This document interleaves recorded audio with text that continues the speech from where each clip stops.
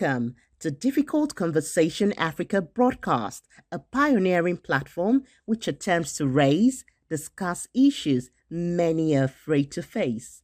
I present to you the host, Yinka Olaito, a media communications development expert, author with about 2 decades experience in Africa and in the United States. Hello, listeners. This is Inka Laito, and this is Difficult Conversation Africa podcast, a channel through which we discuss African development and issues that many are afraid to raise. In this episode 7, we're looking at journey to changing negative perception about Africa. And I would like to give you a background to this before I introduce my guest. Stories or narrative matters as they shape us. Stories and narratives are impressionable, and we are vulnerable to stories as they can shape our perception. Over the years, stories told about Africa have been stereotypical. The prevailing narrative often focuses on negative stereotypes like corruption, famine, and instability, which can discourage foreign investment and perpetuate a sense of hopelessness. Many of these stories ignore positive development and important advancement in technology, entrepreneurship, social progress within Africa. The urgent new direction is now critical. Narrative about Africa is crucial because the current dominant story portrays the continent as solely defined by poverty, conflict, disease, overlooking its rich diversity, economic potential, resilience, which hinder development, investment, and accurate global perception of African society and their agency. Therefore, a shift toward a more balanced and nuanced narrative is required. To address this today, African No Filter is an organization that have been here for almost 3, 4, 5 years, and its mission is to shift outdated perception about Africa by supporting the development of stories that represent Africa beyond stereotype. The organization does this through advocacy, community building, and grant making. Today, I have with me the head of grants and community building of African No Filter, Victor Makonyego. You're welcome to the platform. Thank you very much, Inka. I'm happy to be here. Yeah, thank you for coming. We really appreciate you, and we want to say thank you for all the support you have been giving to people who are really changing the narrative. We have been a beneficiary of African No Filter support in the last 2 years, and we are really appreciative. So let's go to the question: does narrative really have the kind of impact we assign to them, and why is ANL so concerned? Thank you for that question, Inka. The short answer is yes. I mean, I could just say yes and it ends there. Narratives are very powerful. We have seen the kinds of roles that narratives can play, both on the positive side and on the negative side. Narratives about Africa is what has led to what many consider as the image crisis that the continent is bedeviled with right now. And yes, narratives are very important. It takes projecting stories, certain types of stories, over a period of time, going unchallenged. It then becomes narratives of a place or narratives of a people. And Africa has been holding the shorter end of the stick. We've been we've been regarded as the victims, and we've been victimized so terribly when it comes to portraying Africa negatively and on the receiving end of negative stereotypes. And so, yes, narratives are important. We ascribe a lot of importance to it because people think business opportunities and interactions just happen out of the blues. It's all based on perception, right? And when you perceive a group of people, you perceive a place as not having value. That's not the reality, but it's just a perception. It precedes every other engagement that you're likely to have with those people or those places, right? So narratives is what goes into the room before the people come into the room and have conversations. It precedes every form of engagement, that then leads to development and leads to, progress in the society. It's narratives. It's all built on narratives. Narratives is the foundation. Narratives about Africa have been out there as far back as the 1st century. But when we began to notice literary depictions of Africa in a very terrible manner was sometime around 1890 and 1900, when Joseph Conrad wrote his book In the Heart of Darkness. I can't remember the title, whether it's In the Heart of Darkness or just Heart of Darkness, but I think it was more like a compilation of his experiences sojourning through where we call Congo right now. Okay. The Congo Basin. And he described, there was lots of uncomplimentary descriptions of Africa and remarks and so on. And that literary, depiction has been the foundation of how modern day literature have come to encounter Africa. Even those who have not visited the continent but have just read literary outputs and depictions and portrayals, on the basis of some of them, on the basis of the assumptions and the experiences and the depictions contained in that book, The Heart of Darkness. It has been the foundation of the very stereotypical and biased depictions that we have noticed about the continent. And then upon that, we started building, lots and lots of foundations based on stereotypes. And it has sustained and endured up until now, right? And right now, we have this monster that we are trying to roll back. We have this monster that we are confronted with. But it took a long time for this monster to be fed up onto the point where it became a monster. And so narratives are important. We have seen the consequences of negative stereotypes in business, in our social life, psychologically. We have been socialized in an environment that has made us to see ourselves as less compared to the rest of the world. And so it's a very huge problem. We ascribe a lot of importance to it as an organization because we know how powerful narratives are in shaping the hearts and the minds of people and in deciding the destinies of a whole continent of 1.2 billion people as we have in Africa right now. Yeah, thank you for that. You mentioned that this narrative has started around 18th century. Why did it take so long time before we begin to see the impact of this? I think the impact has always been there. It's just that the consciousness is what is recent. And why is that consciousness recent? We are only becoming aware, perhaps the past few decades, becoming more aware of the ramifications of stereotypes, the harmful consequences of stereotypes.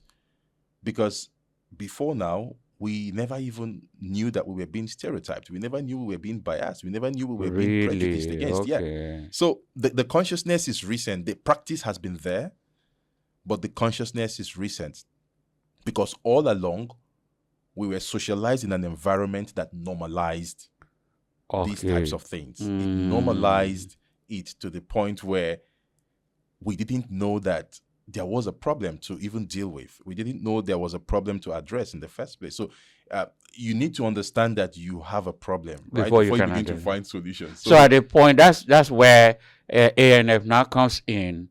Absolutely. And what has been the impact so far?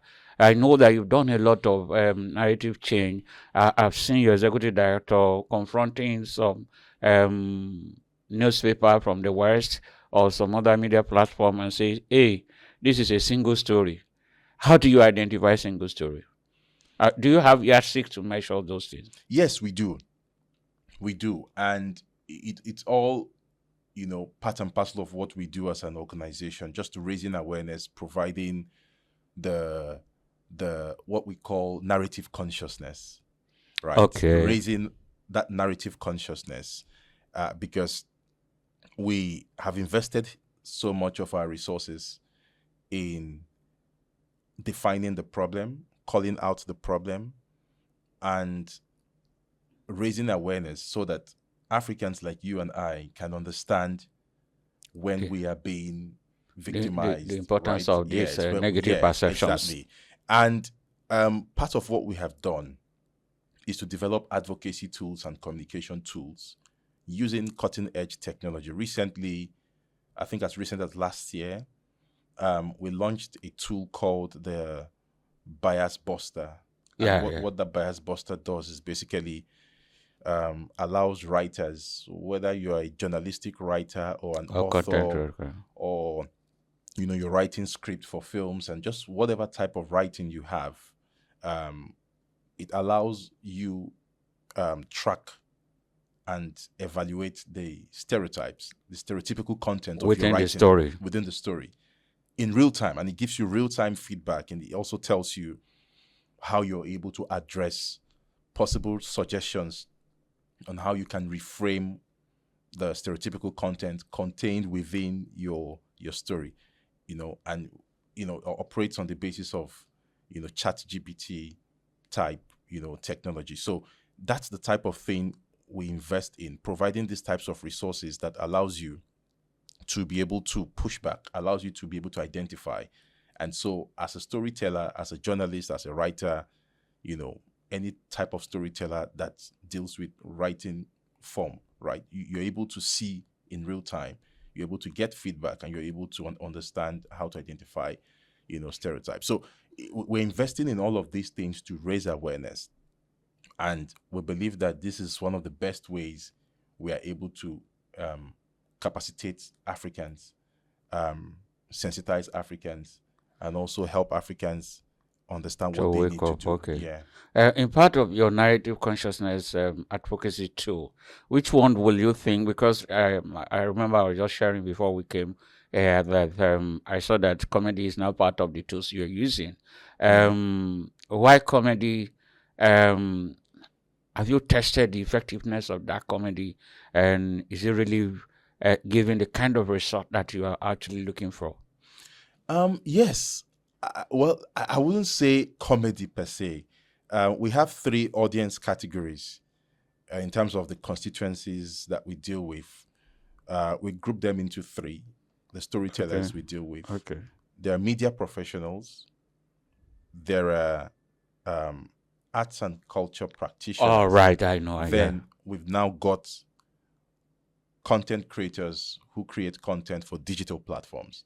Okay. So it's the newest category. Before, traditionally we were focused on the media and the arts and culture space, but we tended to subsume content creation under arts and culture, which is usually the practice contemporarily. But we also noticed that group seems to deserve a lot more attention. Sure. Being subsumed under arts and culture, creative industry. And that's why we made effort to make it a standalone 3rd pillar of our audience. So it's content creators who create content for digital platforms like YouTube, TikTok, Instagram, and so on and so forth, Facebook, because we believe there's a huge amount of content going out there. There's a huge amount of content like we have never seen in history. No. Yeah. I quite understand you, because I know it's working. I just want to be sure that you have evaluated that. Oh, because, yes, we have. So I just want to be sure. But how has media misrepresentation of Africa affected global policy about Africa? What official steps should Africans take themselves? Because I know that even our media houses, some of them may not be helping at all. Yeah. They may not be helping because they don't promote things that are good from here. Bad news is good news, as they wanted to sell. But for you, how has even African media houses misrepresentation affected your work? And what are you doing about those? I know that you were involved in capacity building for media, which is where we came in. So how's that affected your own work? Because I know that you confront Western media. I haven't seen where an African media is confronted and say, hey, You are not getting it right here. Getting it right. Yeah, you made a very valid point, and we're trying not to be seen as an organization that is driven by the need to confront Western media, because It's just to raise a conversation. we're trying to make it a holistic intervention as opposed to an intervention that is skewed towards confronting whatever stereotypical content we see from Western media, because the Western media is the Western media. They will continue to do what they do. Sure. And there's a whole lot of work that is needed internally. We did a report recently that showed that many African media outfits, I can't remember the percentages, but it was quite a significant number, a huge number of African media outfits are also guilty of perpetuating the negative stereotype. And sometimes, like you said, if it bleeds, it leads. Yeah. That's the principle, contemporarily. So bad news is very solid news, and it's viral. It goes viral. It sells very fast. It grabs attentions. It makes the headlines. But we have also seen that it does a lot of damage to us as a continent and as a people.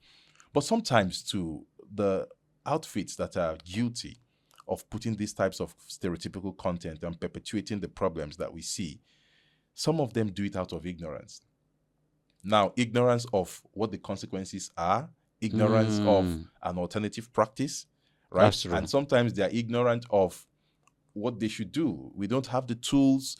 We don't know what we need to do, and we're just working with a template that was handed down to us by the Western, Western, progenitors of the media practice. So it's a huge problem we've identified, and we're making very solid steps to address these problems. One of the things we did recently, which you might have come across, is the cost of stereotypes report that we did last year. It's one of our most engaging reports so far, research, and it has received a lot of attention, lots of traction, lots of people have downloaded it in thousands, in hundreds of thousands.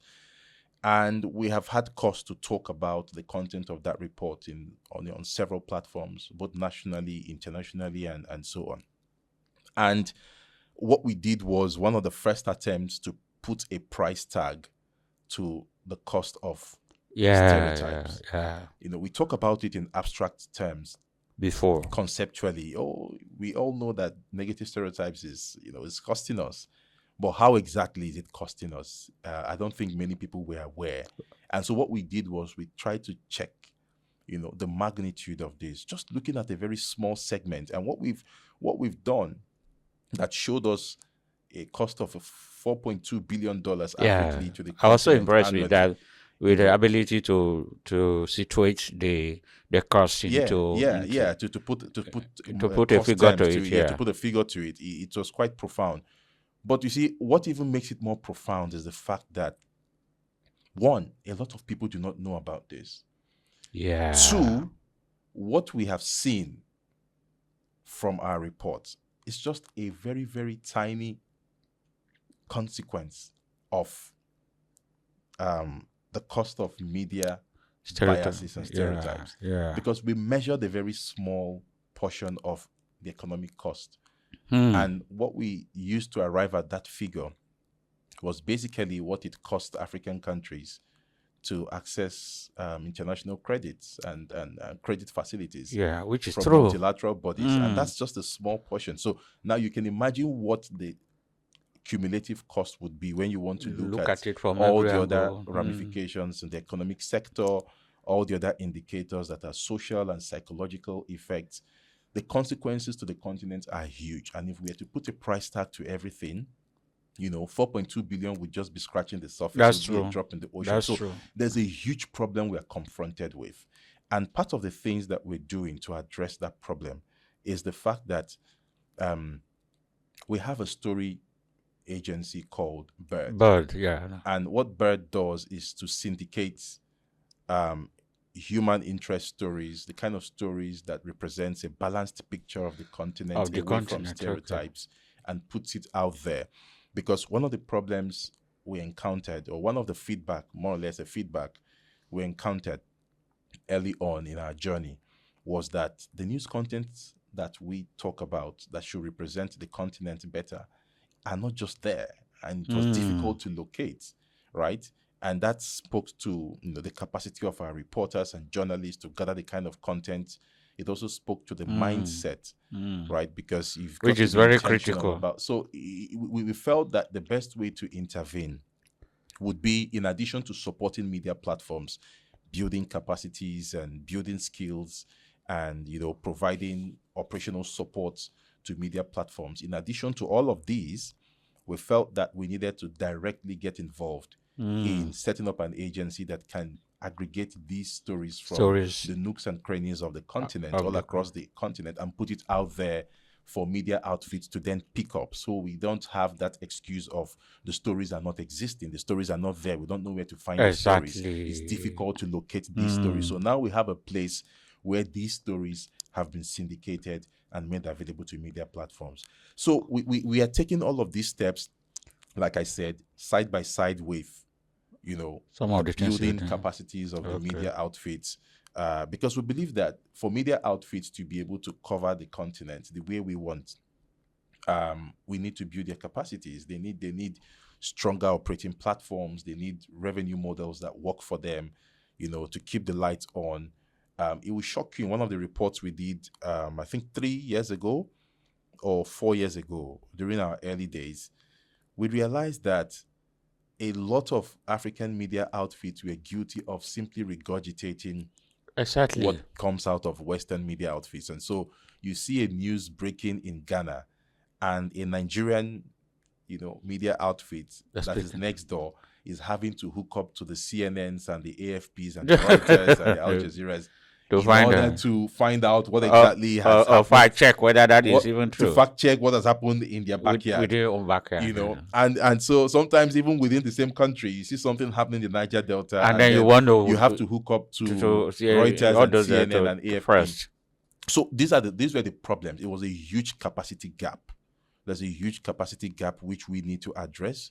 And we are doing the best we can to raise consciousness about this, provide the tools that are required, provide funding, but not just providing funding directly, but also opening up the space to attract more funding.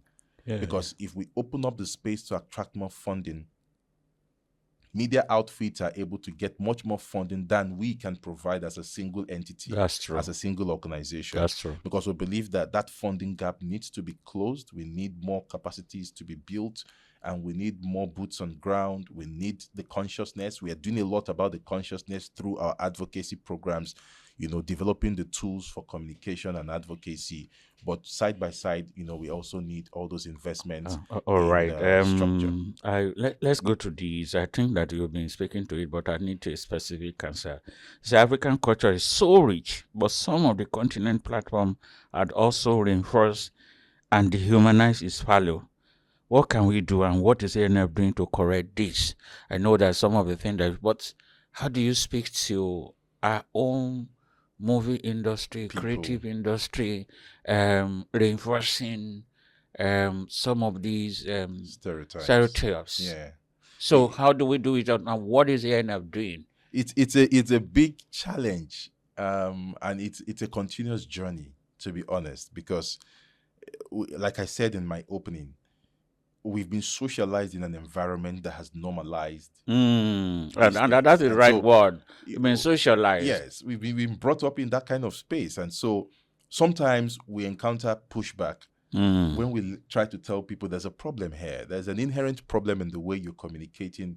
We know it's entertainment. We know it's whatever you call it. But there's an inherent problem in the way you are propagating this message. It's reinforcing the stereotypes that we have become accustomed to, and it takes a lot to bring a man out of that point of ignorance to the point where they understand there's a problem first of all.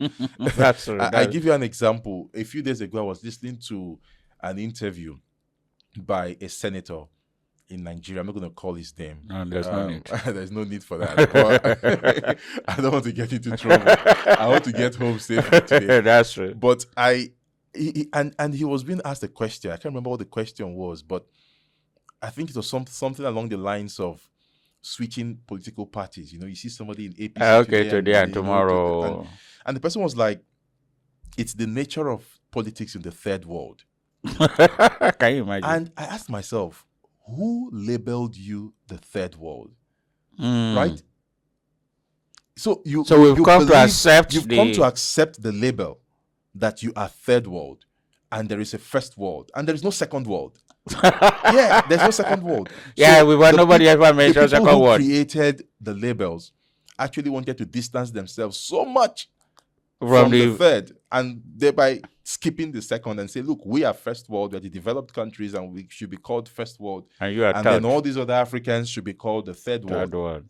And then you begin to imbibe this kind of information. You begin to make it your reality. You begin to form, your opinions on this basis. And it's terribly wrong. And let's even talk about the movement from one party to, I know that's not the question, but I mean, just to address that point, even in the United States, the current president of the United States, Donald Trump, was once a Democrat. He was a Republican in the 80s, became a Democrat. Yes, he became a Democrat for at least 8 years, if my memory serves me right. And now a Republican. So we see these things happen everywhere, and people just attribute these things to the third world. People attribute these things and say, oh, it's a third world phenomena, and these are the countries that you should regard as third world because of these indicators. But you go all around the world and you still see those same indicators in those countries that we have been referring to as so-called first world, right? So these are the problems. We have internalized these problems. The negative. Recently, you see African leaders. I don't want to mention the name again, but we have seen a lot of African leaders who have gone out there, invited to G20 summits. They invited to G7 summits. And they go there cap in hand saying, we have a serious problem. Our youths are lazy. We need you to come and help. If you say that, so how... You are not putting out your value. You're not putting your best foot forward. You're stepping out, on the basis of pity, on the basis of, just have mercy on us. Come and help us, cap in hand. And this is a very huge factor that has demarketed the continent. The way our leaders talk about the continent, because these are the first representatives, right? The leaders. The political leaders, the political class needs, sometimes I say they need a crash course on how to talk about. Yes, if they are willing to. They are the marketers. You don't see the marketers of a product go out there and speak in the manner that our leaders speak about Africa. That's true. So there's a lot that needs to happen. We have not even started talking about the creative industry and the entertainment industry and the rest, because I know that besides what we see in the political space, a lot of non-Africans encounter African content through what they see in the entertainment and media space. Exactly. And we have tried a lot to do a lot of advocacy around media, entertainment, and so on, letting our cultural ambassadors understand the amount of power, the enormous power that they have, the influence that they have. And I think we're doing quite well with that. Where we have a lot of challenge is letting our political ambassadors understand that they are also, part of the marketing team. Yeah, they're part of the marketing team. So I think to answer your question, we need to put our best foot forward, and our best foot cuts across both the political space, the media space, and the entertainment spaces. These three spaces control to a very large extent how people encounter the well, because of our time, let's just quickly. I know that you might have speak to this partially. There are several ways. There are several conversations we should begin to raise as an African now. Some of these conversations are not given the right attention, like this kind that you are just talking about. A political leader being part of the African marketing teams. Yeah. So why are those conversations not coming up as fast as we should, at the speed at which you should? Because this is a major concern. You can't be doing something and your major marketing team is the marketing. So these are kind of conversations. So are you concerned that these conversations are not coming up at the right speed, Yeah. and at the level we want it to come. Though it's happening in hush hush, little pockets. little pockets. Yeah. These are conversations that should come. Are you concerned? And is there anything that the ANF is doing to ensure that we have this kind of conversation? Part of what we're doing is what we're doing right now, which is working with storytellers. Because we need a critical mass. And sometimes I do say, if we do not have organizations doing what African No Filter is doing, conscientizing, sensitizing, creating awareness, building a community of storytellers, building an army that can go out there and populate the spaces, the public domain with these types of conversations, then we cannot build a critical mass. We need a critical mass of storytellers. We need a critical mass of conversations saturating the public domain. And that is actually when you begin to see the political class, political actors picking up this, because most times we sit down and point fingers to That's true. the political class, but we forget that in the political space, they are there to win elections, they are there to govern, and to a very large extent, they pick up their agenda from what is out there in the society. So in a very, strong way, the society influences what becomes the discourse, what becomes the agenda, whether you're talking about cultural or you're talking about religious activities, whatever becomes the agenda in the political space is one way or the other, picked up from what is in the larger society. So as we wrap up, because of our time, how can Africans promote or champion its own story?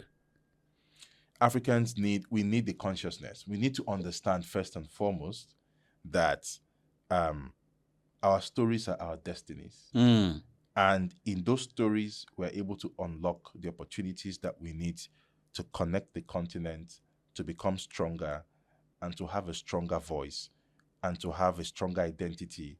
And then the rest of the world begins to negotiate with us on our own terms and begins to provide the kind of respect and balance that we need in terms of representation of Africa. Our storytellers need to understand this. And why I keep talking about storytellers is because it is what we put out there that the world picks up. So we need to consciously, very intentionally, filter what goes out there, because other continents have understood this. We saw what happened during the Cold War era down to the early days after the Cold War.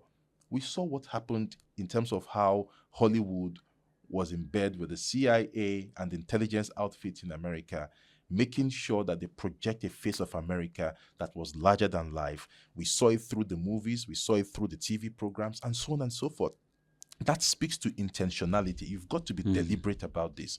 You cannot just leave your identity to chance. It's something that's got to be crafted intentionally, and it's got to take concerted effort, both those in the storytelling space, in the ecosystem, both the storytellers and the organizations that promote and platform them, and the political class or political actors.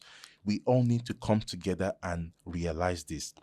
And that is why African No Filter is investing so much in advocacy and building consciousness, because except we're able to build the consciousness of our actors, whether they are storyteller actors or political actors, except we're able to build the consciousness to such a point where they understand this message, then we will just be telling stories to ourselves. Yeah, thank you, Victor Makonyegwu, for this session. And I'm sure that we'll have a second session, because I think that this story, this conversation should continue. Absolutely. But because of the time, I hope that maybe in the next quarter, we will now have to develop to step up on this conversation. I just want to say thank you for coming, for finding time. Thank you, African No Filter. Thanks for having me. Your work is really commendable, and we really appreciate it. And to our listener, please do know that you are part of the marketing team. Whatever you do, and consciously, like you said, we have been socialized to believe that that was it, and that we should take it like that. Unfortunately, some of us are still cementing those stereotypes based on our attitude or the way we behave.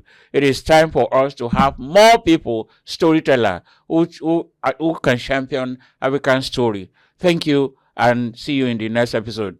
Thank you. Bye-bye.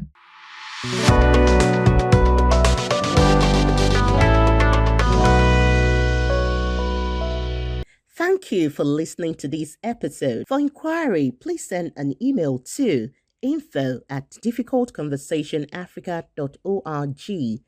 Telephone 0809 3160 591. Please follow us on YouTube, Facebook, Instagram, and Twitter at Difficult Conversation Africa. See you soon.